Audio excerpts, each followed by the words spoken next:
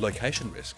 There are different risks which we've seen in certain locations. And certain areas valuation has stabilized, certain areas have grown. There would be a house which is actually not worth as much as a house on the other side of the street. You don't want to end up next to a sewage plant because it'd be a completely different water view, right? So.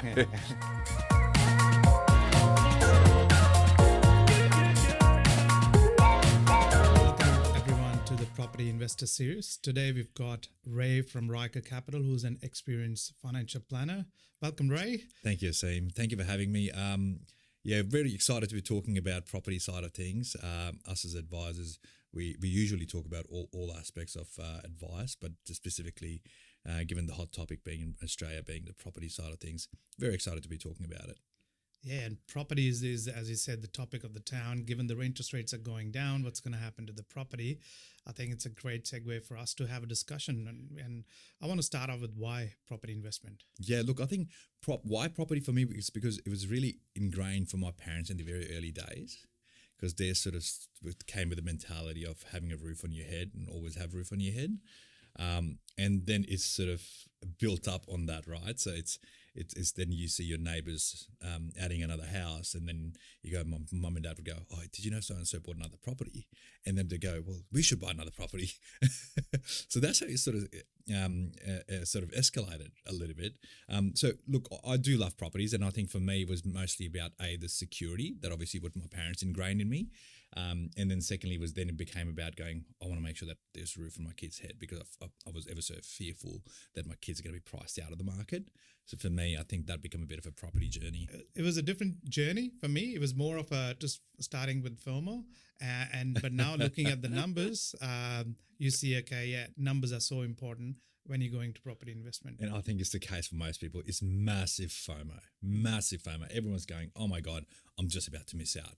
And I think that's the kind of culture that's been created, not only from if I look at it from an agent's perspective and how things are being marketed these days, everything is about FOMO. I'm like, this is where people are sort of going, if I don't do this, I'll miss out, so I better go do it. And it's sort of naturally occurring to these people. Obviously, if I look at my client database, they all hold an average of about 1.8, 1.5 properties, right? So it's very interesting. Yeah, you hit the nail on the head when you said the property valuation has gone down. So the key risk for us was the valuation risk. So you buy something now today, in 2 years' time, it's actually gone down. Especially look at Victorian and Melbourne market due to land tax issues and a lot of investors going out of Victoria. That has impacted, and interest rates going up. That's also another risk which we encountered. People who could borrow more funds with lower interest rate, now they can't afford to buy the same property which they bought 2 years ago. So these are the sort of risks. But given the property market is going down, another risk is that, is that inflating a price? Is that creating a false FOMO as we speak? But yeah, that's sort of a journey we need to assist our clients during the process and keep them educated, because property buying can also be an emotional journey, and that's correct. That's been my experience. And what do you see your clients been seeing in? I think diversification is the key.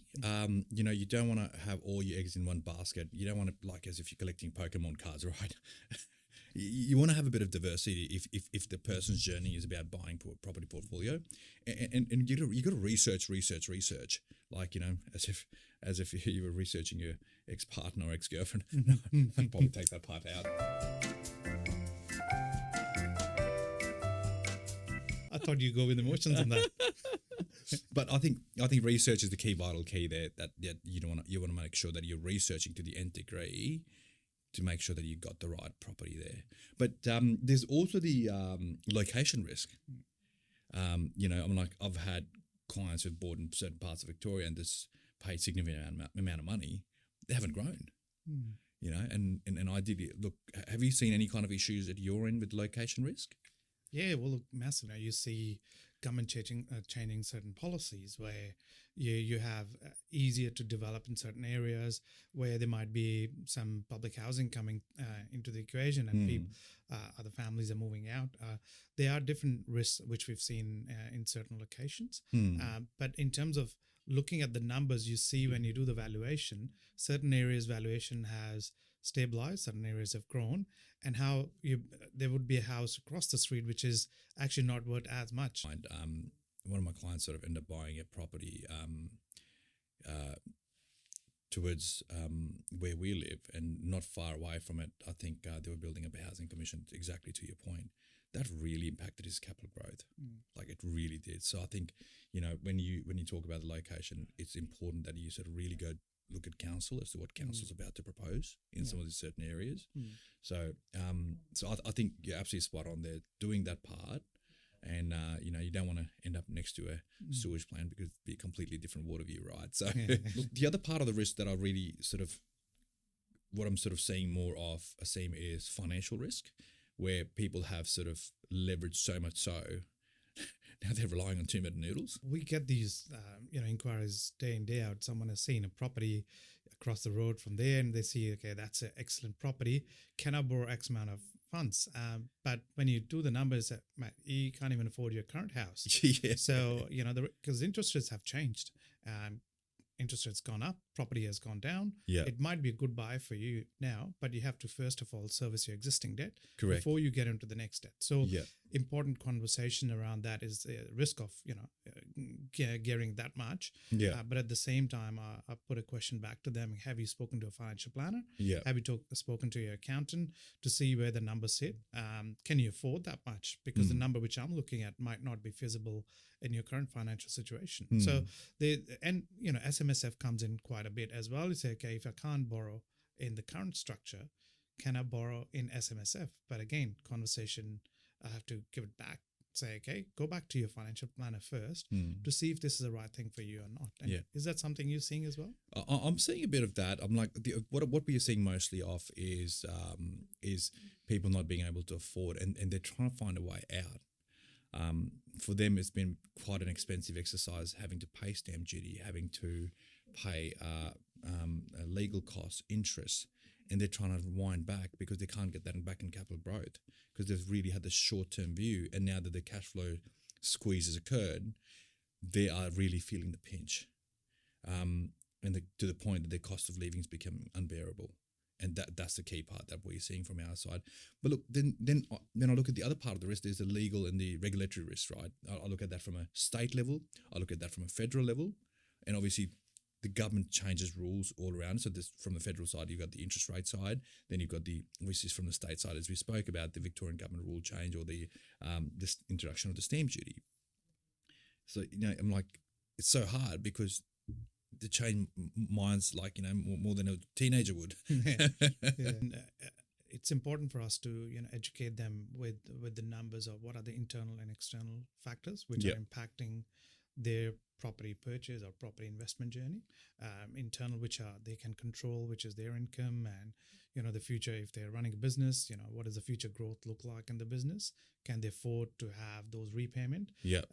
And external factors like, as you mentioned, about stamp duty changes, land tax changes, and things which they can't control. Yeah. Have they factored that in before they're getting into that? And at times, when you have those conversations with the client, you say, okay, why do you want to buy a property? You say, my uncle told me on a barbecue that to buy a property. You say, how many properties he's got? He said, got no properties. Yeah. And he's giving you advice. So, it's what people are really emotionally invested. And that's what I find in property without looking at the numbers. And that's where I think our job comes in, right? And go through the numbers and make sense of them. What's the right thing for them? And lastly, the other part of the risk that I've sort of normally seen as part of my role is the tenant risk. I'm like, you can get a tenant from heaven who looks after your property and looks after your property pretty well. And you got a tenant from hell who will completely destroy your property, right? Yeah. So it's having to get that part right. Yeah. And I almost feel like, you got to screen for these tenants, almost like you're screening for a movie actor. You got to make sure they fit the purpose of the property and they don't have pets where their pets might destroy the property and all of a sudden they've got a zoo in the house.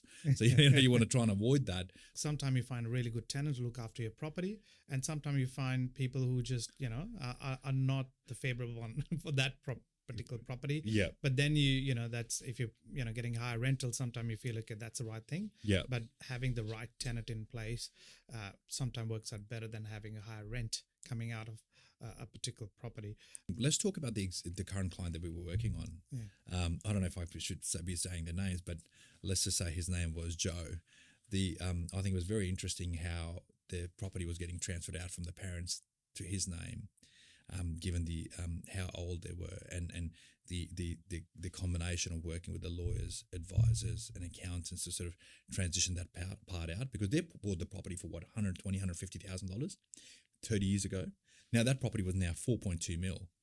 Now think about the CGT they're about to pay. Yeah. It was massive, right? Yeah.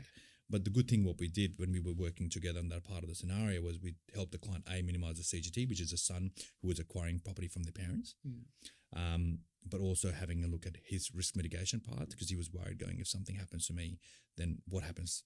I've got a debt. Yeah.